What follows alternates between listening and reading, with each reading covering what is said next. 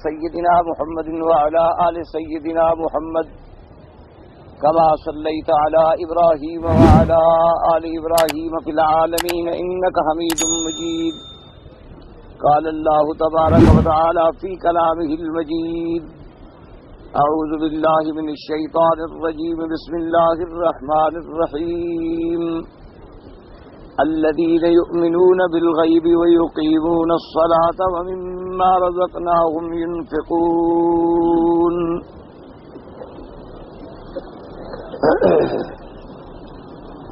اب مفسر رحمت اللہ علیہ جیسے کہ ہم الحمدللہ پچھلی آیات میں پڑھ چکے ہیں کہ اللہ تبارک و تعالی نے ارشاد فرمایا قرآن پاک کے بارے میں کہ یہ ایسی کتاب ہے جس میں کوئی شک اور شبہ نہیں ہے،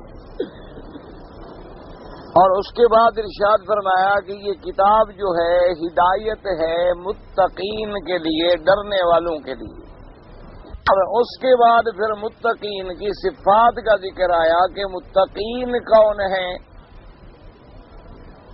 ان کے لیے یہ کتاب ہدایت ہے، ان کا نام ہے متقین. متقین مانا ڈرنے والے. ان کی صفات کا بیان آیا کہ متقین کی صفت کے ساتھ جو لوگ متصف ہوں گے، جنہیں ہم متقین میں سے سمجھیں، ان کی صفات کیا ہیں کہ ہم ان کو پہچانیں. تو ان میں سے سب سے پہلی صفت آئی الذین یؤمنون بالغیب، جو ایمان لائے، جو لائے میرے پاک نبی محمد مصطفیٰ صلی اللہ علیہ وسلم، ان پہ اعتماد کرتے ہوئے ایمان لائے بالغیب، غیب پر. اب اس کے دو ترجمے ہیں. تو یہ ہے کہ بال دیکھے، یا معنی یہ ہوتا ہے کہ جو چیز غیب ہے اس پر بھی وہ میرے نبی کے اعتماد پر ایمان لائے. اب غیب اور غائب کا فرق بھی میں نے عرض کر دیا تھا. غائب تو وہ ہوتا ہے جسے آپ بھی نہ دیکھیں اور وہ آپ کو بھی نہ دیکھے، وہ تو ہے غائب. اور غیب وہ ہوتا ہے کہ جسے ہم اپنے حواس سے خمس سے معلوم نہ کر سکیں، لیکن یہ ضروری نہیں کہ وہ ہمیں نہ دیکھے، چاہے وہ ہمیں دیکھ بھی سکتا ہو. بعض چیزیں ایسی ہیں جو ہم نہیں دیکھ سکتے لیکن وہ ہمیں دیکھ سکتی ہیں، ان پر اطلاق غیب کا ہوتا ہے. جیسے سب سے پہلے ہے ایمان باللہ. یہاں تو اختصار آ گیا نا جی، یؤمنون بالغیب ایک جملہ آ گیا. تفسیر آ گئی اسی صورت کے اندر آخر میں، اس کے اندر تفسیر آ گئی کہ کل آمن باللہ. تو اب اللہ کی ذات موجود ہے لیکن ہم دیکھ نہیں سکتے، کوئی آنکھ بھی انہیں دیکھ نہیں سکتی. اللہ تبارک و تعالیٰ کی رؤیت جو ہے دنیا میں بالکل محال ہے. اللہ تبارک و تعالیٰ کی رؤیت جو ہے دنیا میں ناممکنات میں سے ہے، لیکن اللہ کی ذات موجود ہے.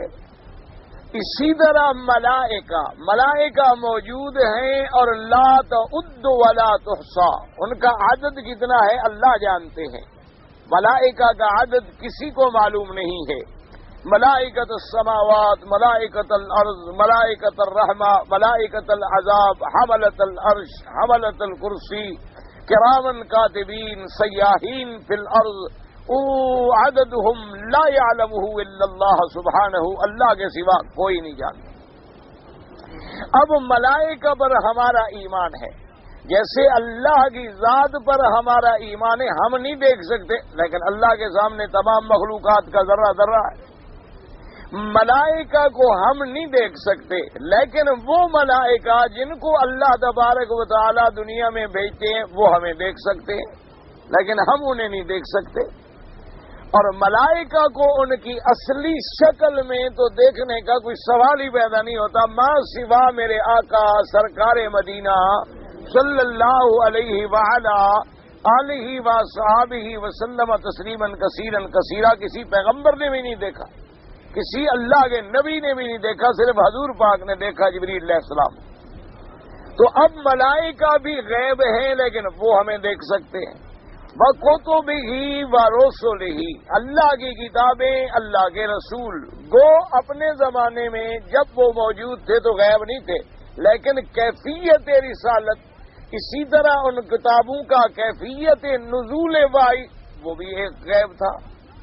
اسی طرح فرمایا وَالْيَوْمِ الْآخِرِ، اس میں تمام احوال قیامت آ گئے کہ قیامت کا دن، جنت، نار، صراط، اور پھر جنت کی نعمتیں، دوزخ کے انواع من العذاب، وہ تمام چیزیں بھی غیب ہیں، ہم ان کو نہیں دیکھ سکتے۔ تو ان تمام چیزوں پر ہمارا ایمان ہو مکمل اعتماد علی رسول اللہ صلی اللہ علیہ وسلم بجمیع ما جاء به محمد صلی اللہ علیہ وسلم، تمام احکام جو لائے ہیں میرے پاک نبی اپنے اللہ سے، ان پر ہمارا ایمان، یہ ایمان بالغیب۔ اسی لیے پھر ایمان بالغیب کے بارے میں بڑی عظمت آئی کہ ان لوگوں کا یہ مرتبہ ہوگا، ان لوگوں کا یہ مرتبہ ہوگا، ان لوگوں کا یہ مرتبہ ہوگا۔ تو پہلی صفت کیا آ گئی؟ ایمان بالغیب، یہ یاد رکھ لیں۔ اور اسی کے ساتھ ساتھ میں نے عرض کر دیا تھا، یہ بھی یاد رکھ لیں کہ غیب جو ہے، غیب دان ہونا، غیب کا علم ہونا، غیب کا علم جو ہے یہ خاصہ خدا ہے، اسی کی صفت ہے عالم الغیب والشہادہ، اسی کے بارے میں ہے قل لا یعلم من فی السماوات والارض الغیب الا اللہ، آسمانوں اور زمینوں میں کوئی غیب کا جاننے والا نہیں مگر اللہ۔ اسی طرح ان اللہ عندہ علم الساعہ، اور بہت آیات مبارک جو ہیں اس مسئلے پہ موجود ہیں، تو یہ عقیدہ ثابت کر لیں کہ علم غیب پر ایمان لانا یہ تو مومن کی صفت تھی، اب غیب کے علم کا مالک ہونا یہ میرے اللہ کی صفت ہے۔ اللہ کے سوا تمام ملائکہ بھی غیب دان نہیں ہوتے، تمام انبیاء علیہم الصلوات والتسلیم، تمام اولیاء اللہ، کوئی بھی علم غیب کا مالک نہیں ما سوائے اللہ کے۔ ہاں اللہ تبارک و تعالی اپنی رضا سے، اپنے ارادے سے، اپنے منشا سے چاہیں تو اطلاع علی الغیب فرما دیتے ہیں، اخبار عن الغیب فرما دیتے ہیں، انباء عن الغیب فرما دیتے ہیں کہ غیب کے بارے میں اپنے پاک انبیاء کو وحی بھیج کے خبر عطا فرما دی، یا ان کے دلوں میں بات ڈال دی اور انہوں نے اپنی امت کو بات سمجھا دی۔ اسی طرح اللہ تبارک و تعالی چاہے تو اپنے اولیاء اللہ جو اللہ کے عباد صالحین ہیں، ان پہ اللہ کی کروڑوں رحمتیں ہوں، ان پر بھی چاہیں تو ان کے اظہار کرامت کے لیے ان کو بھی کسی غیب کے بارے میں باخبر فرما دیں، تو لفظ ہوگا انباء عن الغیب، اخبار عن الغیب، اطلاع علی الغیب۔ علم غیب جو ہے علم مضاف اور غیب مضاف الیہ، پورے قرآن میں اور پورے حدیثوں میں ما سوائے اللہ کے لیے اور کہیں نہیں۔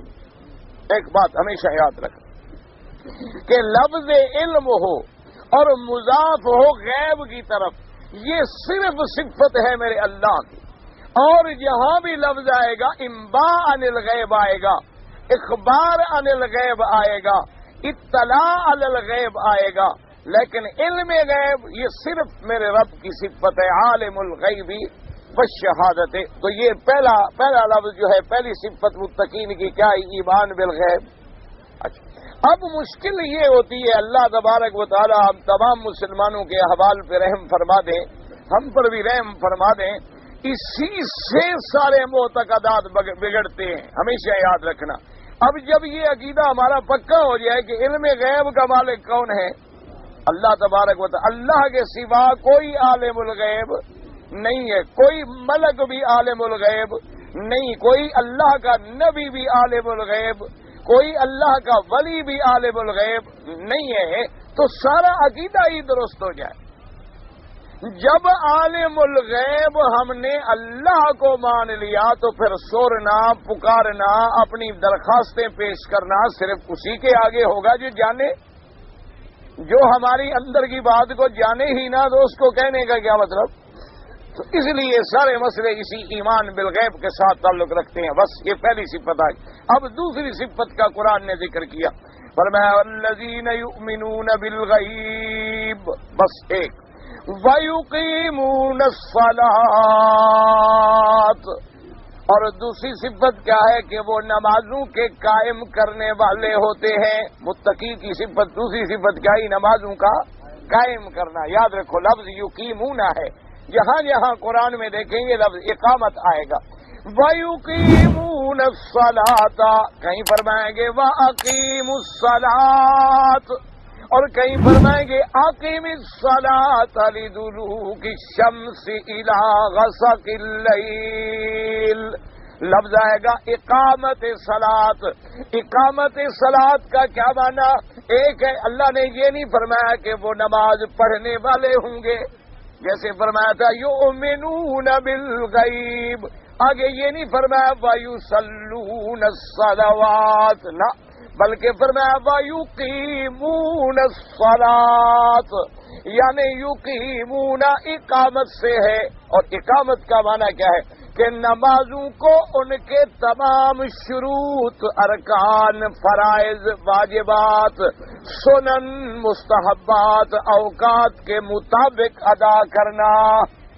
یہ کا معنی ہے اقامت الصلاۃ. اقامت الصلاۃ کا معنی ہے جیسے کہ حضور پاک نے ارشاد فرمایا صلو کما رأیتمونی اصلی، او کما قال رسول اللہ صلی اللہ علیہ وسلم. اللہ کے پاک پیغمبر نے فرمایا تم نمازیں ایسے ادا کرو جیسے میں ادا کرتا ہوں، میں پڑھتا ہوں. اور اسی طرح اللہ تبارک و تعالی نے حضور پاک صلی اللہ علیہ وسلم کو قرآن میں بھی بتلایا. فرمایا ان الصلاۃ کانت علی المؤمنین کتابا موقوتا. اللہ نے فرمایا کہ نماز مومنین پر اللہ نے فرض کر دی ہے، ان کی اوقات کی تعیین کر دی ہے. موقوت جو ہے توقیت سے ہے، توقیت جو ہے تعیین سے ہے، تعیین اوقات. اب ان اوقات کا قرآن نے کبھی کبھی خود بھی ذکر کیا. اقیم الصلاۃ لدلوک الشمس الی غسق اللیل وقرآن الفجر ان قرآن الفجر کان مشہودا ومن اللیل فتہجد بہ نافلۃ لک. اللہ تبارک و تعالیٰ نے اس کی کئی تفصیلیں بھی بیان فرما دی کہ نماز کے اوقات کیا ہیں. اب دیکھیں حالانکہ نبی بھی عربی، قرآن بھی عربی، بلد بھی عربی، لیکن نماز اتنی مہم چیز ہے کہ اللہ نے جبریل کو بھیجا. جبریل علیہ السلام نے آ کے امامت کی میرے آقا حضرت محمد الرسول اللہ صلی اللہ علیہ وسلم. حالانکہ اندازہ فرمائے کہ حضور تو امام الانبیاء ہیں، آپ تو تمام انبیاء کے بھی امام ہیں، لیکن چونکہ تعلیم دینی تھی نماز کی تو حضرت جبریل علیہ السلام کو اللہ نے بھیجا کہ جا کے نماز کے اوقات، نماز کا طریقہ صرف زبانی نہ سمجھاؤ بلکہ تم امام بنو اور میرا مدنی مقتدی بنے. یعنی نماز کتنی اہم چیز ہے اسی سے آپ اندازہ فرما لیں. تو حضرت جبریل علیہ السلام نے 10 نمازیں پڑھائی ہیں حضور صلی اللہ علیہ وسلم. 5 نمازیں اول وقت میں اور 5 نمازیں جو ہیں آخر وقت میں. ہر نماز کا ایک وقت اول ہے اور ایک آخر ہے. کیا مانا؟ جیسے صبح کی نماز ہے، جب بھی طلوع فجر صادق ہوگا اس وقت شروع ہو گیا اور ختم ہوگا جہاں تک سورج کے نکلنے تک. اب اگر سورج نے نکلنا شروع کر دیا تو بس وقت جو ہے وہ ختم ہو گیا. اسی طریقے سے ظہر کا وقت ہے، عصر کا وقت ہے، مغرب کا وقت ہے، عشاء کا وقت ہے. تو 5 نمازیں جو ہیں وہ تو جبریل علیہ السلام نے پڑھائیں اول وقت میں، اور 5 نمازیں جو ہیں وہ پڑھائیں آخر وقت میں. اور پھر حضور کی خدمت میں عرض کر دیا کہ حضور ان 2 وقتوں کے درمیان جو ہے یہ نماز کا وقت ہے، آپ اپنی امت کو سمجھا دیں. اور اسی سے پھر ائمہ اور محدثین نے مسئلہ نکالا کہ اگر کوئی آدمی یعنی مفضول ہو، شان میں کم ہو، تو وہ شان والے کا امام بھی بن سکتا ہے. حالانکہ شان میں زیادہ تو حضور پاک ہیں محمد مصطفیٰ صلی اللہ علیہ وسلم. جبریل تو آپ کے خادم ہیں، جبریل تو آپ کے دروازے پہ حاضر ہونے والے ہیں، جبریل تو حضور کے جلب میں چلنے والے ہیں، جبریل تو بغیر اذن کے حضور کے دروازے کے باہر کھڑے رہتے ہیں، اندر داخل بھی نہیں ہو سکتے. لیکن امام بن سکتے ہیں، تو معلوم یہ ہوا کہ مفضول بھی کبھی افضل کا امام بن سکتا ہے، جیسے کہ حضور پاک کے امام عبد الرحمن ابن عوف بھی بنے ہیں رضی اللہ عنہ، اسی طریقے سے حضرت سیدنا ابی بکر صدیق رضی اللہ تعالیٰ عنہ بھی امام بنے۔ تو لہذا اس میں بھی تعلیم ہوتی ہے امت کے لیے کہ کبھی امام جو ہے بے اعتبار علم کے، بے اعتبار مرتبے کے کم ہوتا ہے، لیکن اقتدا کرنے والوں میں اس سے بڑے بڑے عالم ہوتے ہیں تو نماز ٹھیک ہو جاتی ہے، کیونکہ حضور صلی اللہ علیہ وسلم نے جبریل کے پیچھے پڑھی۔ اور اسی سے یہ بھی اندازہ ہو گیا کہ نماز کی اہمیت کتنی بڑی ہے کہ جبریل علیہ السلام خود پڑھانے کے لیے آئے ہیں نماز، اور حضور صلی اللہ علیہ وسلم ان کی اقتدا میں نماز پڑھ رہے ہیں۔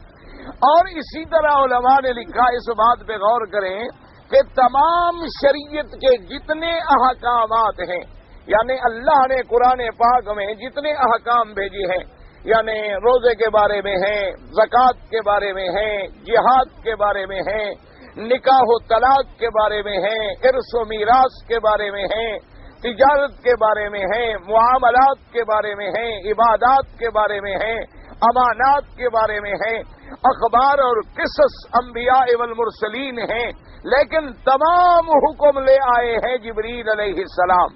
یعنی حج فرض ہوا قرآن میں لیکن لایا جبریل ہے، روزہ فرض ہوا رمضان کا، لایا جبریل ہے، اسی طرح جہاد کا حکم آیا جبریل لایا ہے، اسی طرح نکاح طلاق بیعت کے حکم آئے جبریل لایا ہے۔ ایک نماز اتنی بڑی چیز ہے کہ جس کا حکم جبریل نہیں لائے بلکہ خود محمد عربی لائے ہیں صلی اللہ علیہ وسلم۔ نماز جب فرض ہوئی ہے تو معراج کی رات میں اللہ نے اپنے نبی کو خود حکم دیا، تو نماز اتنی اہم چیز ہے۔ اسی لیے آپ اندازہ فرمائیں کہ تمام عبادات بدنیہ میں اور تمام حقوق اللہ میں اس کی اتنی اہمیت ہے کہ سب سے پہلی چیز جو ہے وہ نماز۔ اور اسی طرح فرمایا کہ اول ما یسأل، قیامت والے دن سب سے پہلے جس کا سوال کیا جائے گا بندے سے عبادات بدنیہ میں، یاد رکھو عبادات بدنیہ میں وہ سب سے پہلا سوال نماز کے بارے میں ہوگا۔ اور یہ بھی حدیث مبارک میں آیا کہ جو نماز کے سوال میں پاس ہو گیا آئندہ بھی سمجھو پاس ہو گیا، اور جو نماز کے امتحان میں فیل ہو گیا تو آگے بھی سمجھو کہ وہ فیل ہو گیا۔ اسی لیے فرمایا اقامت الصلاۃ، اقامت الصلاۃ۔ اور میرے پاک نبی نے فرمایا الصلاۃ عماد الدین، حضور نے فرمایا کہ نماز جو ہے وہ دین کا ایک ستون ہے، اگر ستون گرا دو تو عمارت خود بخود گر جائے گی۔ عماد عمود کو کہتے ہیں، خیمے کے اندر عمود ہوتے ہیں جس میں خیمہ کھڑا ہوتا ہے، اگر اس عمود کو آپ نکال لیں تو خیمہ جو ہے وہ نیچے آ جائے گا۔ تو جس بندے کے اندر نماز نہیں تو گویا دین ختم ہو چکا ہے۔ اسی طریقے سے حضور پاک صلی اللہ علیہ وسلم نے فرمایا، آپ نے فرمایا کہ نماز جو ہے صلۃ بین العبد و بین الرب، یہ بندے اور رب کے درمیان میں ایک صلہ ہے، ایک سلسلہ ہے، ایک کڑی ہے جس نے عبد کو اپنے رب سے جوڑا ہوا ہے۔ اگر یہ کڑی ٹوٹ گئی تو گویا بندے کا تعلق اللہ سے ٹوٹ گیا، تو جب اللہ سے ٹوٹ جائے تو بس باقی بچ کیا گیا انسان کے پاس۔ اور اسی طرح حدیث مبارک میں آیا کہ نماز جو ہے یہ مومن کا معراج ہے، یعنی عروج کی حد ہے نا، انت عبد اللہ کأنک تراہ۔ حضور نے فرمایا کہ نماز تم ایسے ادا کرو کہ گویا تم اپنے خدا کو دیکھ رہے ہو، اور فرمایا اگر یہ مرتبہ نہ ملے ان لم تکن تراہ فانہ یراک، او کما قال رسول اللہ صلی اللہ علیہ وسلم۔ اور فرمایا اگر وہ پہلا مرتبہ حاصل نہ ہو سکے تو کم از کم یہ تو یقین ہو کہ مجھے میرا رب دیکھ رہا ہے۔ اگر یہ یقین ہو جائے تو پھر جو ہے نا اسی لیے قرآن نے کہا مومنین کی یہاں دوسری صفتیں آپ نے پڑھی، الذین هم فی صلاتہم خاشعون، خشوع کے ساتھ، تواضع کے ساتھ، عاجزی کے ساتھ نماز ادا کرتی ہیں۔ اور عین نماز میں یہ کیفیت ہوتی ہے کہ اس کا قلب بھی، قالب بھی، دل بھی، بدن بھی، جسد بھی سب متوجہ ہو عبادت کے اندر، اور ادھر ادھر یمین شمال جنوب لہب لعب ان چیزوں سے احتراز کرتے ہیں۔ ایک آدمی نماز پڑھتے ہوئے اس نے داڑھی کو ایک دو دفعہ کھجایا تو حدیث میں آتا ہے حضور نے فرمایا اگر اس کے دل کے اندر خشوع ہوتا تو اس کے بدن کے اندر بھی خشوع ہوتا، کیونکہ دل کا جو ہے نا وہ ایک سارا نظام گویا دل سے چل رہا ہے۔ اگر دل میں اللہ کا ڈر آ جائے تو آپ دیکھتے نہیں آنسو بہ رہے ہیں، آدمی رونا شروع کر دیتا ہے اور آدمی جناب تھر تھر کانپ رہا ہے، کیونکہ دل میں جو اللہ کا ڈر داخل ہو گیا ہے تو اس کا پورے بدن پہ اثر ہوتا ہے۔ تو اگر نماز ہمارے دلوں کے اندر داخل ہو جائے اور خشوع داخل ہو جائے تو سوال نہیں پیدا ہوتا کہ ہم نماز میں کھیلتے رہیں، کہ نماز میں چاہا تو کھیل بھی لیا، کبھی آگے ہو گئے کبھی پیچھے ہو گئے، اور کبھی جیب میں ہاتھ ڈال کے کوئی چیز بھی نکال لی، کبھی گھڑی میں ٹائم دیکھنا شروع کر دیا، کبھی بلا وجہ اپنے رومال ٹھیک کرنے شروع کر دی۔ یہ چیزیں نماز کے خلاف ہیں۔ ایک ہے عمل کثیر پر جو اختلاف ہے ائمہ میں کہ بعض ائمہ کے نزدیک عمل کثیر نماز میں جائز ہے۔ کیا مانا؟ اگر ضرورت پڑ جائے تو جائز ہے، وہ بھی یہ نہیں کہتے کہ عمدن کرو، وہ بھی یہ نہیں کہتے کہ بغیر ضرورت تم بلا وجہ عمل کثیر کرتے رہو۔ اور عمل کثیر کی تعریف کیا ہوتی ہے کہ دونوں ہاتھ کام میں لگ جائیں، یا دیکھنے والا یہ سمجھے کہ یہ نماز میں معلوم نہیں ہوتا، اگر نماز میں ہوتا تو ایسا کام نہ کرتا۔ تو بعض ائمہ رحمہم اللہ تعالی فرماتی ہے کہ عمل کثیر سے بھی نماز ہو جاتی ہے، لیکن جب کوئی حاجت ہے، کوئی مجبوری ہے، کوئی ضرورت درپیش آ گئی ہے، جیسے کہ وہ استدلال کرتے ہیں کہ حضور پاک نماز پڑھ رہے تھے اور بی بی عائشہ گھر سے باہر تھیں تو انہوں نے کنڈی کھٹکھٹائی تو حضور چند قدم آگے چل کے دروازہ کھول کے پھر چند قدم پیچھے آ گئے۔ اس حدیث مبارک سے انہوں نے استدلال کیا ہے۔ تو اصل میں پہلے تو یہ دیکھیں کہ بھی گھر کا دروازہ جو ہے وہ جہت قبلے میں تھا۔ اگر گھر کا دروازہ قبلے کی طرف نہ ہو، قبلے سے آدمی کا پورا جسد ہی پھر جائے، سینہ ہی پھر جائے، تو پھر تو نماز ختم ہو گئی، وہ تو سب کے نزدیک ختم ہو جاتی ہے۔ اور دوسری بات یہ ہے کہ میرے پاک نبی فرض نماز کبھی گھر میں نہیں پڑھتے تھے، حضور صلی اللہ علیہ وسلم نفل نماز پڑھ رہے تھے، اور جب نفل نماز ہو تو اس کے اندر بڑا توسع ہوتا ہے بنسبت فرض نماز پڑھنے کے۔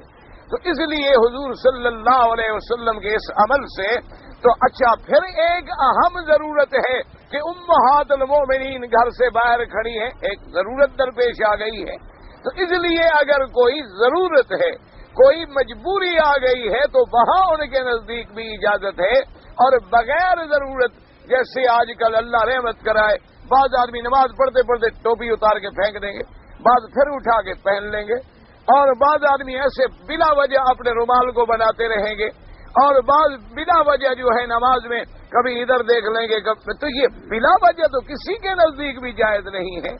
جب آدمی اس مقام پہ کھڑا ہو کے کأنہ کا ترا گویا ہم اپنے خدا کو دیکھ رہے ہیں، تو جو خدا کو جب دیکھنا نصیب ہو جائے تو ادھر ادھر نظر ہٹ بھی سکتی ہے۔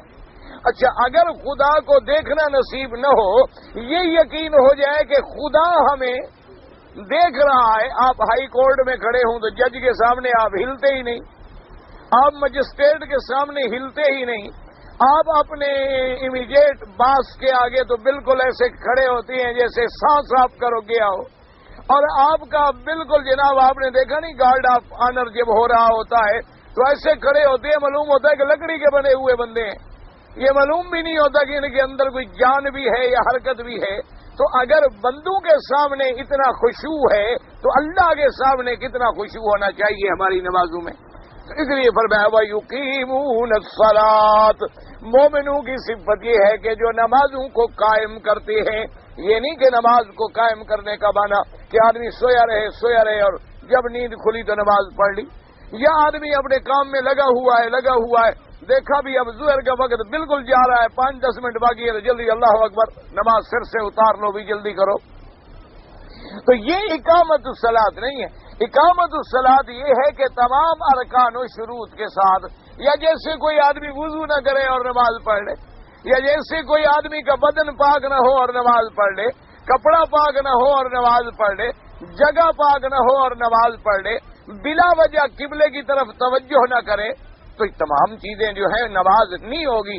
नमाज तब होगी जब सारे शुरूत, सारे अरकान, सारे फराइज, अच्छा उसके बाद खुदा की शान है, आप देखें कि अल्लाह ने नमाज के बाद सुन्नतें रखी है कि फर्ज नमाज के बाद सुन्नतें हैं और फिर नफिल है, वाजिबात हैं। हालांकि फर्ज नमाज भी अल्लाह के लिए है, सुन्नत वाली नमाज भी अल्लाह के लिए है। ये भी गलत फहमी है, लोगों को समझते हैं कि शायद सुन्नत हजूर की नमाज है। ये बात बड़ी गलत फहमी में लोग पड़े हुए हैं। वो लोग समझते हैं कि फर्ज जो है वो तो अल्लाह के हैं और सुन्नत है हजूर की, नफल हो गई पीर की। बात ही खत्म हो, तकसीम हो जाए ना बराबर, फिर आखिर अल्लाह को भी हमने दे दिया, सबको राजी करना है ना जी, हमने तो हर किसी को राजी रखना है। ये बात ना, नफिल भी नमाज है, सुन्नत भी नमाज है, वाजिब भी नमाज है, फर्ज भी नमाज है, और तमाम नमाज किसके लिए है? अल्लाह के लिए। फरमाया इन्न सलाती व नुसुकी व महयाया व ममाती लिल्लाहि रब्बिल आलमीन। अल्लाह ने फरमाया मेरे मदनी आप फरमा दे, ऐलान कर दे कि मेरी नमाज, मेरी कुर्बानी, मेरी जिंदगी, मेरी मौत सब किसके लिए है? अल्लाह के लिए है। ये नहीं होता कि सुन्नत नबी के लिए है या नफल किसी और के लिए है। सुन्नत का माना होता है तरीका, यानी वो तरीका जो हमें हजूर ने बतलाया कि भाई इशा के बाद 2 सुन्नतें पढ़नी है। ये बतलाया किसने है? हुजूर पाक ने। तो हुजूर की तो सिर्फ सुन्नत है। नफिल का माना क्या है कि ये जायद इबादत है, ये नाफिला है कि अगर हम पढ़ लेंगे तो अल्लाह हमें सवाब अता फरमाएंगे और नहीं पढ़ेंगे तो हम गुनाहगार नहीं होंगे। वरना नमाज सारी की सारी अल्लाह के लिए है, फराइज भी अल्लाह के लिए, वाजिबात भी अल्लाह के लिए, सुनन भी अल्लाह के लिए, नवाफिल भी अल्लाह के लिए। हमेशा याद रखें। अच्छा, अब अल्लाह ने जब फरमाया कि फर्ज पढ़ लो, तो भाई फर्ज जब हमने 4 रकात इशा पढ़ लिए तो बात खत्म हो गई। फिर 2 सुन्नतें अलहदा रखी गई, फिर 3 वितर अलहदा रखे गए। उसकी क्या वजह है? बात याद रखें। चलो अल्लाह पाक फरमा देते 6 रकात पढ़ लो, 6 रकात पढ़ लो इशा की, तो फिर 2 रकात अलहदा सुन्नतें और 3 रकात वितर, तो 5 रकातें वो हो गई और 4 ये हो गई। वैसे हुक्म फरमा देते जी 9 रकात इशा पढ़ो। तो उसकी वजह क्या है? याद रखो, उलमा ने लिखा ये अल्लाह का अपने बंदों पे रहम है, वो अरहमुर राहिमीन है, वो उनका रहम है कि मेरी नमाज जैसे कि पढ़नी चाहिए कोई बंदा पढ़ सकता ही नहीं, हक मेरा अदा कर ही नहीं सकता। तो अब उसके लिए और थोड़ी सुन्नतें रख दो, वाजिबात रख दो, नफिल रख लो। फिर अल्लाह फरमाएंगे कि फर्जों में जो कमी है वो सुन्नतों से पूरी करो और उनमें जो कमी है वो नवाफिल से पूरी करो, ताकि मेरे बंदे की नमाज सही हो जाए। अगर उसके अंदर कोई खुशू में कमी आ गई, कोई खुजू में कमी आ गई, कोई अदायगी कमी आ गई, तो बाद में जो हमने सुन्नतें पढ़ी हैं उनको डाल के बैलेंस हमारा बराबर कर दिया जाएगा। तो ये अल्लाह की अपने बंदों पे खसूसी रहमतें हैं।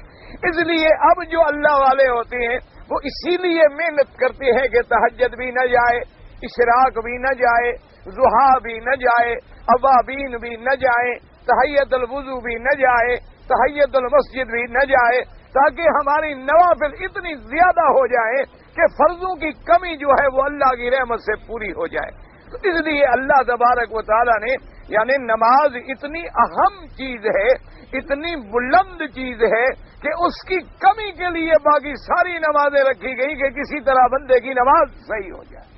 और उसके बाद अंदाजा फरमाएं कि नमाज जब फर्ज हुई है तो 50 नमाजें फर्ज हुई हैं, और फिर 50 नमाजों में से हजूर पाक के बार बार माफी मांगने से 5 कम हुई, फिर 5 कम हुई, हत्ता के 5 रही।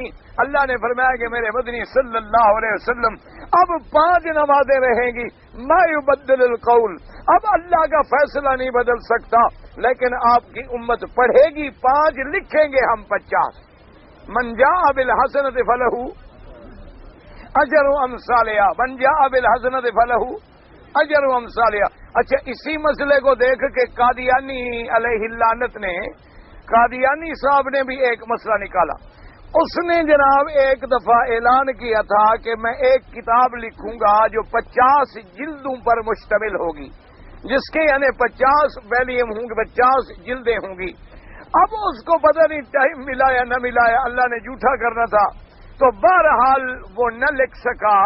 بڑی مشکل سے اس نے کوئی 5 لکھی، 5 جلدیں جو تھیں وہ لکھی گئیں۔ تو اب لوگوں نے لکھنا شروع کیا کہ عجیب نبی ہو تم، تو نبی ہو، تم نے کہا کہ میں 50 لکھوں گا اور ابھی تک تم 50 لکھ نہیں چکے۔ تو اس نے کہا کہ 5 کا 50 ہی سمجھو۔ اس نے کہا لکھی تو میں نے 5 ہے لیکن تم کتنی سمجھو؟ 50 ہی سمجھو۔ کیوں؟ انہوں نے کہا حضور کو بھی 5 نمازوں کا حکم دیا گیا تھا، لیکن اللہ کے ہاں او بدبخت، وہاں تو خدا کا فیصلہ تھا، یہاں ہم تمہارا فیصلہ کریں۔ یعنی کوئی عقل کی بات دیکھو کہ وہاں فیصلہ کرنے والی اتھارٹی کون ہے؟ اللہ کی ذات ہے، اور یہاں کہتے ہیں تم ویسے 5 کو 50، تم 5 کو 50 سمجھ لو۔ تو اس نے بھی اسی مزے، کیوں جھوٹا بہرحال جھوٹا ہوتا ہے، دروغ جو ہوتے ہیں وہ ایسی ہوتی ہیں۔ تو بہرحال اب جناب نماز کا اندازہ فرمائیں کہ نماز، اور سیدنا امیر المؤمنین حضرت عمر، سب کہتے ہیں رضی اللہ عنہ، ان کا آپ اندازہ فرما لیں۔ اب آپ تصور کریں ذرا کہ حضرت امیر المومنین کھڑے ہیں، صفیں درست فرما رہے ہیں، اور فرما رہے ہیں کہ سب اور دشمن چھپا ہوا تھا صف میں، اس نے موقع حاصل کیا اور حضرت پہ حملہ کیا خنجر سے، اور خنجر اتنی زور سے مارا کہ سیدنا امیر المؤمنین کا پیٹ مبارک جو ہے اس نے یہاں سے چاک کیا یوں اور یہاں سے یوں چاک کیا، پورا پیٹ مبارک کھول دیا، آنتیں مبارک باہر آ گئیں۔ لیکن حضرت عمر رضی اللہ تعالیٰ عنہ نے، ان کے پیچھے بیٹے کھڑے تھے عبد الرحمن ابن حضرت عبداللہ ابن عمر، تو ان کو اشارہ کیا کہ آپ مصلی پہ آ جائیں، اور فوراً حضرت نے یہی کپڑا باندھ لیا اور نماز ادا کی۔ اسی سے آپ اندازہ۔ اچھا، اور صبر کا عالم یہ دیکھیں کہ جو صحابہ پیچھے صفوں میں کھڑے ہیں وہ کہتے ہیں ہمیں پتہ ہی نہیں لگا کہ حضرت عمر شہید ہو رہے ہیں، یہ حضرت عمر پہ قاتلانہ حملہ ہو گیا ہے، وہ کہتے ہیں ہمیں پتہ ہی نہیں لگا، یعنی پوری مسجد میں کوئی شور ہوا ہی نہیں۔ اور ہمارا خشوع بھی آپ کو یاد ہے، لوگ جمعہ کی نماز پڑھ رہے تھے، اتفاق سے یہ پانی کا ایک پائپ جو ہے نا جی وہ پھٹ گیا، پائپ پھٹ گیا تو ساری مخلوق حرم سے بھاگ کے نکل گئی اور لوگ کچھ راستے میں مر گئے۔ یہ تو حرم میں نماز پڑھنے والوں کا خشوع ہے، اور جو ہمارے ملک میں پڑھتے ہوں گے ان کی نمازیں تو آپ خود اندازہ کر لیں۔ اچھا، ایک دفعہ نماز پڑھ رہے تھے، یہ پانی کے ڈول ہوتے ہیں نا زمزم کے، تو وہ بیچارے کنارے پہ ایک کے اوپر 2 ایسے وہ سٹاک کر دیتے ہیں کہ بعد میں بھر بھر کے ہر جگہ رکھیں۔ وہ گرا تو پلاسٹک کے ڈولے ہوتے، اتنی آواز پیدا ہوئی جناب، لوگ نماز چھوڑ دی اور یہ گئے۔ انا للہ و انا الیہ راجعون، یہ مسلمانوں کی نماز ہے، ذرا آپ دیکھ لیں۔ اللہ تبارک و تعالی رحمت فرمائے، اللہ پاک ہمارے حال پہ رحم فرمائے۔ تو نماز یعنی یہ ہے کہ صحابہ کہتے ہیں ہمیں پتہ ہی نہیں لگا، صرف ہمیں شبہ ہوا کہ آواز کچھ بدلی ہے امام کی۔ اچھا، آواز بھی تو ملتی تھی نا، نماز پڑھانے والے تو بیٹے تھے نا حضرت عمر کے، حضرت عمر رضی اللہ تعالیٰ عنہ کے بیٹے تھے، باپ بیٹے کی آواز بھی مل رہی تھی۔ تو کہتی ہمیں شبہ ہوا کہ کوئی آواز تبدیلی معلوم ہوتی ہے، اور جب نماز ختم ہوئی تو پھر پتہ چلا اللہ اکبر ہوتی، اتنی بڑی بات ہو گئی کہ سیدنا امیر المومنین پہ حملہ ہو گیا اور صحابی زخمی ہو گئے، اور بہرحال وہ قاتل پکڑ لیا گیا، لیکن نماز کا اتنا بڑا مسئلہ تھا۔ اور سیدنا امیر المومنین رضی اللہ تعالی عنہ نے اپنی خلافت کے زمانے میں تمام گورنرز کو یہ آرڈر جاری کیے تھے کہ جس آدمی کو نوکری دینی ہو، ملازمت دینی ہو، عہدہ دینا ہو، سب سے پہلے اس کی نماز کی تحقیق کرو۔ اگر وہ نماز کے اندر پورا ہے تو اس کو نوکری دے دو، اور نماز میں وہ پورا نہیں ہے تو جو اللہ کا چور ہے وہ تمہارا امین کیسے بن سکتا ہے؟ جو اللہ کی عبادت میں چوری کرتا ہے وہ تمہارے مال کا کیسے امین بن سکتا ہے؟ تو ایک ہی اصول تھا، اور یاد رکھیں میں اللہ کے کعبے میں دعوے سے کہتا ہوں کہ آج اگر اسلامی ملکوں میں صرف اسی چیز کا فیصلہ کر لیں تو اللہ کی رحمت سے 90% بیماریاں جو ہے وہ ختم ہو جائیں گی۔ ہم ڈگری دیکھتے ہیں، نماز نہیں دیکھتے۔ ہم ڈگری دیکھتے ہیں، اس کا ایمان اسلام نہیں دیکھتے۔ ہم اس کی دولت کو دیکھتے ہیں لیکن ایمان و اسلام کو نہیں دیکھتے۔ تو جب وہ کرسی پہ آئے گا وہ سارے کام کرے گا لیکن ایک اللہ والا کام تو کرے گا ہی نہیں، وہ تو ہم نے دیکھا ہی نہیں ہے نا۔ اس لیے حکم تھا کہ سب سے پہلے اس کی نماز کو دیکھو کہ وہ نماز کیسے پڑھتا ہے۔ اگر نماز خشوع سے پڑھتا ہے اور نماز صحیح وقت پہ پڑھتا ہے تو اعتماد کرو۔ اچھا، اب پھر لوگ مثالیں دیتے ہیں، اور جی ہم نے کئی دیکھے ہیں بڑے نمازی ہیں حضرت، پر اندر نہ پوچھو۔ ہم نے دیکھا حضرت سب پہ اول میں نماز پڑھتے ہیں لیکن پھر بھی ایسے ہیں۔ تو یہ بات ہوتی ہے، اصل مشکل پتہ ہے کیا ہے کہ 1,00,000 نمازیوں میں 10 نمازی اگر چور ہیں تو ان کی مثال دیتے ہیں ان کے مقابلے پر جو 2,00,000 چور ہے۔ بھئی تم نے اگر پرسنٹیج نکالنی ہے تو یوں نکالو نا کہ 100 نمازی لے لو، 100 بے نماز لے لو، پھر ان کو 2 سال کے لیے آزمائش کرو، پھر دیکھو نتیجہ کیا نکلتا ہے۔ اب یہ نہیں کہ نمازیوں میں تو سارے حرم کے نمازیوں میں تم 4 آدمی ڈھونڈ لو کہ فلانا آدمی غلط ہے اور بے نماز سارے لاکھوں کی تعداد میں غلط ہوں تو ان پر تمہاری نظر ہی نہ پڑے۔ تو یہ کوئی انصاف تو عدل تو نہیں ہے۔ انصاف تب ہوگا جب برابر کا عدد آئے، 1,000 ادھر سے ہو، 1,000 ادھر سے ہو، 1,00,000 ادھر سے ہو، 1,00,000 ادھر سے ہو، پھر دیکھیں انشاءاللہ نمازیوں کا پلڑا جو ہے وہ ہر معاملے میں بھاری ہوگا۔ اللہ تبارک و تعالی نے حکم دیا ہے جب ہمیں اقامت الصلاۃ کا۔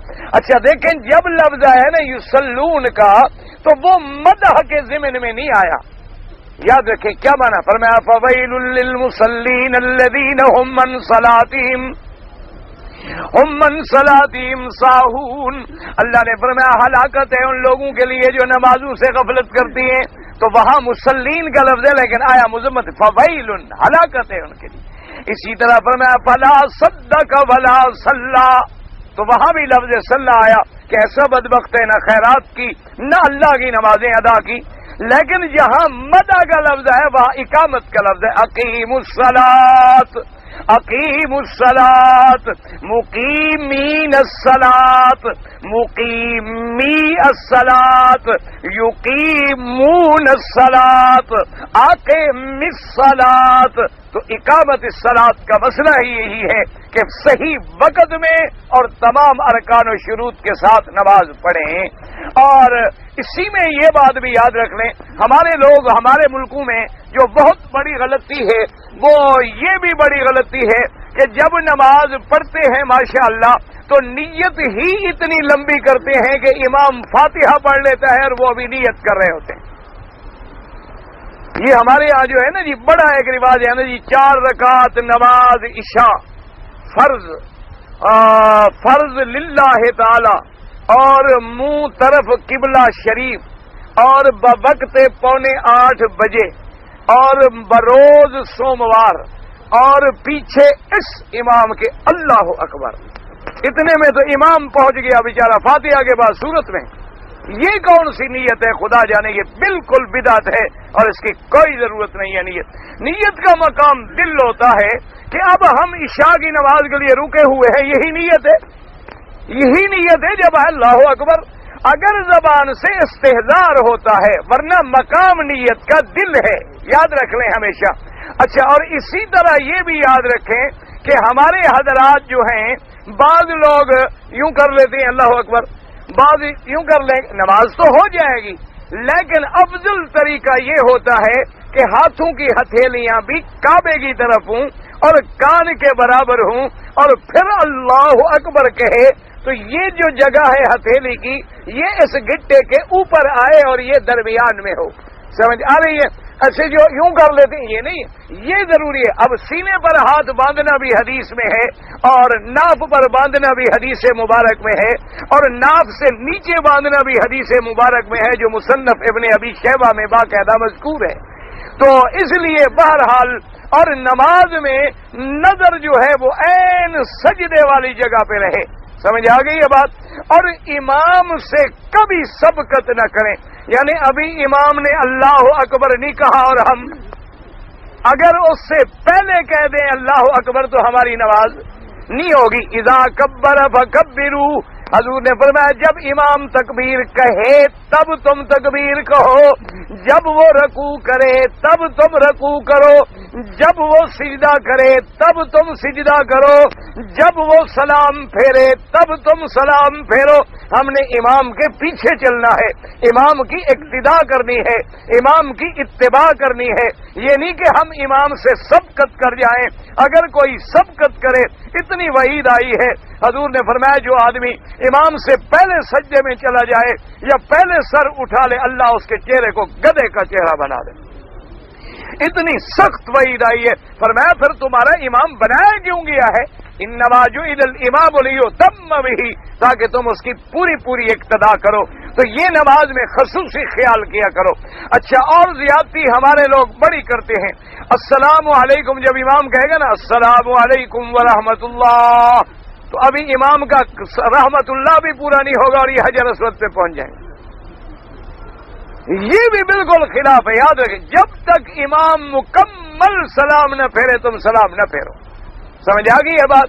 حتیٰ کہ بعض ائمہ تو کہتے ہیں کہ امام دونوں طرف سلام پھیر لے، السلام علیکم ورحمۃ اللہ، السلام علیکم ورحمۃ اللہ، اب مقتدی کہے السلام علیکم، تاکہ سبقت کا خوف ہی ختم ہو جائے، تاکہ ڈر ہی ختم ہو جائے، ورنہ ایک طرف سلام پھیرنے سے بھی بات پوری ہو جاتی ہے۔ لیکن احتیاط اسی کے اندر ہے کہ اب کوئی غفلت کر ہی نہیں سکے گا، اس لیے کہ امام نے دونوں طرف سلام جو ہے وہ پھیر دیا ہے۔ اور اسی طرح یاد رکھیں نماز میں کہ بعض ہمارے بھائی جو نماز پڑھتے ہیں نا جی کہ اللہ اکبر، اچھا اللہ اکبر اللہ اکبر اللہ اکبر، یہ نماز نہیں ہوتی، یہ پڑھنا نہ پڑھنا برابر ہے۔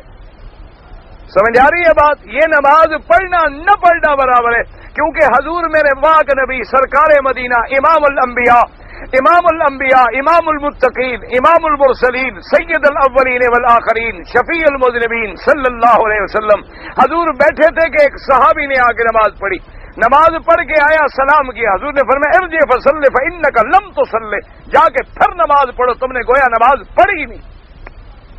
وہ بیچارہ گیا، اس نے پھر نماز پڑھی، وہ پھر آ گیا، حضور نے فرمایا ارجع فصلی، جاؤ پھر نماز پڑھو، فإنک لم تصلی، مؤکد کلام ہے، انا کاف خطاب اور لم نافیہ، فإنک لم تصلی، تم نے بالکل تمہاری نماز نہیں ہوئی۔ اس نے پھر پڑھی، وہ پھر آیا، حضور نے فرمایا پھر پڑھو، تنبیہ فرمائی۔ مقصد حضور کا یہ تھا کہ پہلی دفعہ سمجھ جائے گا، دوسری دفعہ سمجھ جائے گا، تیسری دفعہ سمجھ جائے گا، لیکن وہ بھی اللہ کا بندہ ہمارا بھائی تھا، تو چوتھی دفعہ اس نے کہا حضور مجھے تو اسی طرح آتا ہے اور تو مجھے آتا نہیں۔ آپ نے فرمایا اللہ کے بندے نماز نہیں ہوتی، جب رکوع کرو حتی تطمئن راکعا، رکوع میں پورا بدن ٹیڑھا ہو اور پشت سیدھی ہو اور اطمینان ہو جائے، اور پھر جب کھڑے ہو تو اطمینان سے کھڑے ہو، پھر سجدہ کرو تو اطمینان سے کرو۔ کیا مانا کہ رکوع میں جاؤ تو کم سے کم درجہ ہے سبحان ربی العظیم 3 دفعہ پڑھنے کا، کم سے کم 3 دفعہ، ورنہ 5 دفعہ 7 دفعہ 11 دفعہ، اور تو خیر جتنا زیادہ پڑھے، اگر اکیلے ہوں تو بہرحال تو یہ ہمارے حضرات جو اللہ اکبر کرتے رہتے ہیں، اور 3 دفعہ بھی ایسا پڑھتے ہیں کہ اگر 3 دفعہ پڑھے، معلوم یہ ہوتا ہے اللہ معاف فرمائے کہ انہوں نے 1 دفعہ بھی پڑھا ہے کہ نہیں پڑھا، یہ بات غلط ہے۔ سبحان ربی العظیم لفظ ادا کریں کہ آپ کیا کہہ رہے ہیں، آپ اپنے منہ سے کیا لفظ نکال رہے ہیں، یہ کوئی نماز ہے؟ یہ کون سی نماز ہے؟ گالیاں دے رہے ہو، نماز پڑھ رہے ہو۔ سبحان ربی الاعلی، پتہ لگے کہ میں کیا کہہ رہا ہوں، سبحان میں تسبیح بیان کر رہا ہوں، کس کی؟ اپنے رب کی، جس کی صفت اعلیٰ ہے، جس کی صفت علو ہے، جو سب سے بلند ہے، سب سے برتر ہے، سب سے اعلیٰ ہے، تو اس لفظ کا ہمیں پتہ تو چلے کہ ہم کہہ کیا رہے ہیں۔ اس لیے ہمیشہ نماز کے اندر خصوصی خیال رکھا کریں، اور اسی طرح یاد رکھیں کہ نماز کو ہمیشہ جماعت کے ساتھ ادا کریں۔ نماز جو جماعت کے ساتھ ادا نہ کرے، حضور نے فرمایا اس کی مثال ایسے ہے جیسے ایک بکری ریوڑ سے علیحدہ ہو جائے، تو جب بھی کوئی بھگیاڑ حملہ کرے گا تو اس علیحدہ بکری بھی حملہ کرے گا۔ اس لیے فرمایا من شذ فی النار، جو علیحدہ ہوا گویا جہنم میں جا پڑا۔ اور فرمایا ید اللہ علی الجماع، فرمایا اللہ کا ہاتھ جو ہے وہ جماعت پہ ہوتا ہے، اور فرمایا حضور ایک نماز میں ایک حدیث میں یہ آتا ہے کہ جو آمدن جماعت کے ساتھ چھوڑے گویا اس نے نماز نہیں پڑھی، اور اسی طرح نماز مسجدوں میں ادا کرو اور جماعت کے ساتھ ادا کرو اور وقت پہ ادا کرو، یعنی اتنا حکم ہے کہ آپ مسجد میں آئے نماز ہو گئی، اب جماعت آپ کو نہیں ملی، آپ نے ادھر ادھر دیکھا اور بھی کوئی ساتھی نہیں ملا، تو حکم ہے آدمی گھر لوٹ جائے، اپنے بیوی بچوں کو پیچھے کھڑا کر کے خود امام بن جائے تاکہ جماعت سے محروم نہ ہو جائے۔ یعنی جماعت اتنی ضروری ہے کہ یہ نہیں کہ جب مرضی آئے جہاں مرضی آئے دکان پہ کھڑے ہو جاؤ اور اکیلے پڑھ لو، نہ، اسی جماعت میں تو برکتیں ہیں، اسی کے اندر تو رحمتیں ہیں کہ اسلام دین وحدت ہے، اسلام کے اندر ایک اتفاق اور یونٹی اور ایک آپس میں ملنے کا سبق ہے۔ تو جماعت کی اہمیت اور مسجد کی اہمیت، یہ دو باتیں یاد رکھو۔ اور تیسری بات یہ ہے کہ نماز کسی حال میں معاف نہیں ہے، سفر میں بھی معاف نہیں ہے اور گھر میں بھی معاف نہیں ہے، حتیٰ کہ حالت جنگ میں، یعنی جب گولیوں کی بوچھاڑ چل رہی ہو، تیر و تفنگ ٹکرا رہے ہوں، اس وقت بھی نماز معاف نہیں ہے، وہاں بھی حکم ہے کہ نماز صلاۃ الخوف ادا کی جائے گی، وہاں بھی نماز پڑھی جائے گی ہر شکل میں۔ اور اسی طرح یاد رکھیں، میری بعض بہنیں جو اپنے یعنی ماہواری کے دنوں میں اب پاک ہو گئی مثلا عصر کو، لیکن انہوں نے کہا چھوڑو ٹھیک ہے اب مغرب کے بعد غسل کروں گی، یہ ظلم ہے، بہت بڑا گناہ ہے کہ جب عصر کو پاک ہو گئی تھی فوراً غسل کر کے وہ نماز ادا کرتی، فوراً، یہ نہیں کہ اپنے غسل کو اور دو نمازوں کے لیے مؤخر کر دے بلا وجہ، اس لیے ہمیشہ ان چیزوں کا لحاظ رکھیں۔ اب اسی طرح ایک مسئلہ ہے کہ اگر کسی شخص نے ایک نماز عمدن چھوڑ دی، کیا مانا؟ بیمار کوئی نہیں، عذر کوئی نہیں، اور تندرستی ہے، صحت ہے، سب کچھ ہے، لیکن بس بیٹھا ہوا ہے دوستوں میں گپے مار رہا ہے، بھائی نماز جی ٹھیک ہے پڑھ لیں گے، اور نماز نہ پڑھی تو امام احمد ابن حنبل رحمۃ اللہ علیہ اور شیخ الاسلام ابن تیمیہ رحمہ اللہ اور ابن القیم رحمہ اللہ اور بڑے بڑے فحول العلماء حنابلہ کے جو گزرے ہیں، ان نے فرمایا ایک نماز آدمی چھوڑ دے تو وہ کافر ہو جاتا ہے، ایک نماز چھوڑنے والا مرد ہو یا عورت ہو وہ کافر ہو جاتا ہے۔ اور امام احمد ابن حنبل رحمہ اللہ فرماتے ہیں ان کا نکاح بھی ختم ہو جاتا ہے، جب کافر ہو گیا تو نکاح تو مسلمان کا ہوتا ہے نا، یعنی اگر عورت نے نماز نہیں پڑھی تب بھی تو نکاح ٹوٹ گیا، مرد نے نماز چھوڑی آمدن تب بھی نکاح ختم ہو گیا۔ وہ فرماتے ہیں اس کے بعد اگر توبہ نہیں کی اور رجوع نہیں کیا تو اولاد زنا پیدا ہوگی، اور اسی حالت میں مر جائے، فرماتے ہیں اس پہ جنازہ بھی نہ پڑھو اور مسلمانوں کے قبرستان میں بھی اس کو دفن نہ کرو۔ یعنی آپ اندازہ فرمائیں ایک نماز چھوڑنے کا یہ عذاب ہے۔ اور میرے پاک نبی نے کیا فرمایا کہ لوگوں کو میں حکم دوں کہ نماز پڑھو اور اقامت کا حکم دوں کہ تکبیر کہو، اور پھر دیکھوں کہ جو لوگ جماعت میں نہیں ہیں ان کے گھروں کو لکڑیاں جمع کرا کے میں اپنے ہاتھوں سے آگ لگا دوں، تو جن گھروں کو حضور جلا ڈالیں گے وہ سبز ہو جائیں گے۔ اسی سے آپ اندازہ فرمایا، حضور نے فرمایا ان گھروں کو میں اپنے ہاتھ سے آگ لگا دوں، یعنی جو جماعت میں حاضر نہیں ہوئے۔ اسی لیے صحابہ فرماتے ہیں کہ اگر کوئی صحابی جماعت میں نہ ہوتا ہم اندازہ کر لیتے تھے کہ وہ منافق ہے، یا ہم اندازہ کر لیتے تھے کہ وہ بیمار ہے یا منافق ہے، ورنہ یہ ممکن ہے کہ مسلمان ہو اور جماعت میں حاضر نہ ہو، یہ تو سوال ہی پیدا نہیں ہوتا تھا۔ اور جس جگہ نماز نہ ہو اس کے بارے میں بھی حدیث پاک موجود ہے، حضور پاک سفر میں آ رہے تھے اور آپ نے سیدنا بلال رضی اللہ عنہ کو حکم دیا، آپ نے فرمایا راقب الصلاۃ یا بلال، فرمایا بلال تم نگرانی کرو، ہم تھکے ہوئے ہیں شاید نیند آ جائے تو تم نگرانی کے لیے بیٹھو کہ ہماری نماز ضائع نہ ہو جائے۔ حضرت بلال فرماتے ہیں کہ میں نے اونٹ کا پلان ہوتا ہے نا، اونٹ کے اوپر جو رکھتے ہیں، وہ پلان رکھ لیا اور جدھر سے سورج نکلنا تھا ادھر ٹیک لگا کے پلان کو بیٹھ گیا کہ جو ہی صبح صادق نکلے گی تو فوراً میں اذان کہہ دوں گا۔ فرماتے غلبنی النوم، اللہ کی شان ہے کہ نیند آ گئی، اور خدا کی شان ہے سارے صحابہ تھکے ہوئے تھے ان کو بھی نیند آ گئی، میرے مدنی محمد عربی کو بھی نیند آ گئی صلی اللہ علیہ وسلم، حضور پہ بھی نیند غالب آ گئی، اور سب سے پہلے میرے آقا کی آنکھ کھلی تو سورج نکل چکا تھا، حضور صلی اللہ علیہ وسلم نے فرمایا کہ بلال کو بلاؤ فوراً. حضرت بلال کو بلایا گیا. آپ نے فرمایا اچھی تم نے نگرانی کی.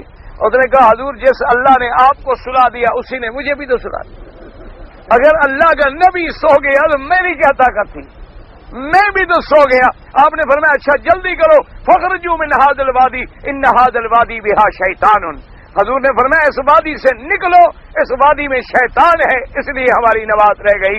تو جس گھر میں نماز نہ ہو سمجھو اس میں شیطان رہتا ہے, کیونکہ حضور پاک نے فرمایا کہ جس وادی میں نماز نہ ہو, جس جگہ نماز نہ ہو تو معلوم ہوا کہ وہاں شیطان ہے. تو جن گھروں میں نماز نہ ہو اندازہ فرما لو کہ شکل میں چاہے انسان ہوں لیکن اندر شیطان کوئی ضرور ہے. ورنہ ہو نہیں سکتا کہ مسلمان کا گھر ہو اور نماز نہ ہو نہیں سکتا کہ مسلمانوں کی مسجدیں ہوں اور نماز نہ ہو نہیں سکتا کہ مسلمان کا محلہ ہو اور نماز نہ ہو. اور نماز اتنی بڑی چیز ہے کہ حضور جب جنگ کا حکم دیتے تھے اور آپ فرماتے تھے اپنے صحابہ کو کہ صبح کے وقت میں شب خون نہ مارا کرو, انتظار کیا کرو, اگر بستی سے کوئی اذان کی آواز آ جائے تو اس بستی پہ حملہ نہ کرنا, اگر اذان کی آواز نہ آئے تو پھر حملہ کر دینا. یعنی ایک مسلمان بھی اذان اگر دے دے تو پوری بستی بچ گئی. تو اذان جو ہے, نماز جو ہے, صلاۃ جو ہے وہ علامت ایمان ہے اور اس کا ترک جو ہے وہ کفر ہے. اللہ تبارک و تعالیٰ سے دعا کرے کہ اللہ ہمیں اقامت صلاۃ نصیب فرمائے. تو اب متقین کی پہلی صفت کیا ہے؟ ایمان. ایمان کے بعد دوسری صفت کیا ہے؟ اقامت الصلاۃ. یعنی آپ اندازہ کریں اقامت الصلاۃ اتنا ساتھ لگا ہوا ہے کہ اگر اقامت الصلاۃ ہی نہیں تو گویا ایمان ہی نہیں. یہ تصور بھی نہیں ہو سکتا کہ ایمان ہو اور اس میں نماز. اس لیے فرمایا الذین یؤمنون بالغیب ویقیمون الصلاۃ. اور کہ متقین کی پہلی صفت کیا تھی؟ ایمان بالغیب. اور دوسری صفت کیا ہے؟ دوسری صفت کیا ہے؟ اقامت الصلاۃ. اقامت الصلاۃ کا بھی آپ نے سمجھ لیا کہ نمازوں کو ان کے شروط و ارکان کے مطابق ان کے اوقات کے اندر ادا کرنا. اوقات کے بغیر ادا کرے تب بھی نماز نہیں ہوگی. ہاں یہ علیحدہ بات ہے کہ انسان سو گیا, اٹھانے والا کوئی نہیں تھا, جگانے والا کوئی نہیں تھا, الارم بھی کوئی نہیں تھا, غافل ہو گیا, نیند آ گئی, مجبور ہے, اب جب اٹھے تو نماز قضا کرے گا, اس پہ گناہ نہیں ہوگا کیونکہ اس نے آمدن غفلت نہیں کی ہے بلکہ اس پہ نیند کا غلبہ ہو گیا اور کوئی ساتھی جگانے والا بھی موجود نہیں تھا اور اٹھانے والا بھی موجود نہیں تھا. اب نیند اس کے اپنے ہاتھ میں نہیں ہے تو اس پر گناہ نہیں ہوگا, لیکن شرط ہوگی کہ نماز جو ہے وہ فوراً قضا کرے. اب قضا کے اندر پھر حکم ہوتے ہیں, یہ دیکھنا ہوگا کہ کتنی نمازیں قضا ہوئی ہیں. اگر صاحب ترتیب ہے تو قضا بھی ترتیب سے کرے گا, اور اگر صاحب ترتیب نہیں ہے تو پھر قضا تو ضروری ہے پر ترتیب ضروری نہیں ہوگی. تو سب سے پہلی چیز جو ہے یقیمون الصلاۃ. اللہ تبارک و تعالی آپ کو بھی اور مجھے بھی اقامت صلاۃ کی توفیق دے. اچھا جی, کہتے ہیں میرے دماغ میں ہر وقت برے خیال آتے رہتے ہیں, ایسا نہ ہو میں 5 وقتی نماز بھی پڑھتا ہوں, قرآن بھی پڑھتا ہوں. اچھا, گزارش یہ ہے کہ دل میں برے خیال آنے جو ہیں یہ کوئی بری بات نہیں, یہ اچھی بات ہے. سمجھ آ گئی یہ بات؟ کیوں؟ اس کی وجہ یہ ہے کہ ڈاکو ڈاکہ ہمیشہ وہاں ڈالتا ہے جہاں مال ہو. جہاں مال نہ ہو تو ڈاکو کیا کرے گا؟ کبھی آپ نے دیکھا خالی گھر جو کھڑا ہو اس کو ڈاکو نے کبھی توڑا ہو؟ تو دل میں جب ایمان ہوتا ہے تب ڈاکو شیطان وسوسے ڈالتا ہے. یہ تو علامت ایمان ہے, اس میں گھبرانے کی کوئی ضرورت ہی نہیں. بالکل نہ گھبرائیں, اللہ نے معاف کر دیا ہے. ویسے اگر آپ چاہیں تو آخری صورتیں جو ہیں قرآن پاک کی وہ کثرت سے پڑھا کریں, قل اعوذ برب الفلق اور قل اعوذ برب الناس, اللہ پاک حفاظت فرمائیں گے. جہاں پر جو جنازہ پڑھایا جاتا ہے بعد میں میت کو دفن کہا گیا جاتا ہے, یہ تو آپ کام کر سکتے ہیں, جنازے کے ساتھ چلے جائیں. ضروری ہے کہ مولوی بتائیں آپ کو کہ کہاں دفن کیا جاتا ہے. جب جنازہ جا رہا ہو آپ چلے جائیں, آپ جا کر دیکھ لیں کہاں کرتے ہیں دفن. ان کی مرضی جہاں کریں, جنت المعلا میں کریں, جبل نور کے پاس قبرستان ہے وہاں کریں, کسی کا کوئی اور قبرستان ہو تو وہاں کریں. اب ہر جنازے کے ساتھ تو میں نہیں چاہتا کہ آپ کو باقاعدہ ان کے اعداد و شمار بھی دوں اور دفن کا ٹائم بھی بتاؤں اور جگہ بھی بتاؤں. یہ کون سا مسئلہ ہے اللہ کے بندے؟ تم ایک جنازے کے ساتھ چلے جاؤ، دیکھ لو۔ ایک آدمی کہتا ہے کہ میں اما اربا کو نہیں مانتا ہوں، نہیں مانتا ہے تو اما اربا کی شان میں کوئی کمی ہو جائے گی۔ کوئی آدمی کہے کہ میں سورج کو نہیں مانتا ہوں تو سورج کی روشنی کم ہو جائے گی۔ کوئی کہے کہ میں چاند کو نہیں مانتا ہوں تو چاند کی روشنی کم ہو جائے گی۔ کچھ نہیں فرق پڑے گا، نہ مانے کوئی فرق نہیں پڑے گا، کوئی ایسی بات نہیں۔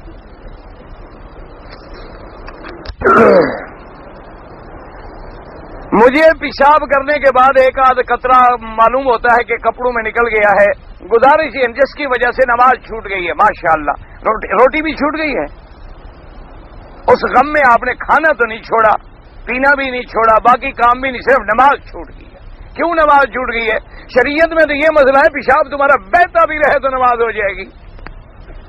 خدا کے بندے تم مجبور ہو، اگر قطرے نہیں رکتے ہیں ہر نماز کے لیے نیا وضو کرو اور پڑھتے رہو، ایک انڈرویئر رکھ لو، بدل لیا، وعلیکم السلام، کوئی ایسی مشکل مسئلہ ہی نہیں ہے۔ اپنی طرف سے اگر وہم کرتے ہو تو وہم نہ کیا کرو، اگر واقعی قطرے نہیں رکتے ہیں تم مجبور ہو تو ہر نماز کے لیے تمہیں وضو نیا کرنا پڑے گا، پھر نماز پوری پڑھ لو۔ یہ جو حدیث ہے اللہم انی اسألک واتوجہ الیک بنبی الرحمت، حدیث ضعیف ہے، عقیدے میں حجت نہیں بن سکتی۔ حضرت بی بی عائشہ صدیقہ کی مسجد سے عمرہ کرنا افضل ہے یا طواف؟ مکے میں رہتے ہوئے طواف افضل ہے، عمرہ وہ افضل ہے جب آتے ہوئے آپ میقات اپنے ملک کے میقات سے باندھتے ہیں۔ ویسے عمرہ جائز ہے، منع نہیں، لیکن افضل کیا ہے؟ جتنی دیر عمرے میں لگائیں اتنی دیر طواف میں لگائیں۔ چھوٹا عمرہ اگر ہم نے کیا ہے تو رمل کریں گے، چھوٹا ہو یا بڑا ہو۔ جب عمرہ کیا تو عمرے کے تمام احکام پورے کریں گے۔ آپ پہلے 3 چکروں میں رمل کریں گے، استوا بھی کریں گے، صفا مروا بھی دوڑیں گے، بال بھی منڈوائیں گے۔ اگر ہم نے پہلا عمرہ کیا اور سر پہ اس طرح پھروا لیا، اب دوسرا عمرہ کرنا چاہیں تو بال تو سر پہ نہیں ہوں گے، سر تو ہے نا، سر تو موجود ہے نا بابا، بال نہیں ہے تو نہ ہوں، گنجا ہو آدمی تو کیا کرے گا؟ اس طرح پھروائے گا، بال ہوں یا نہ ہوں۔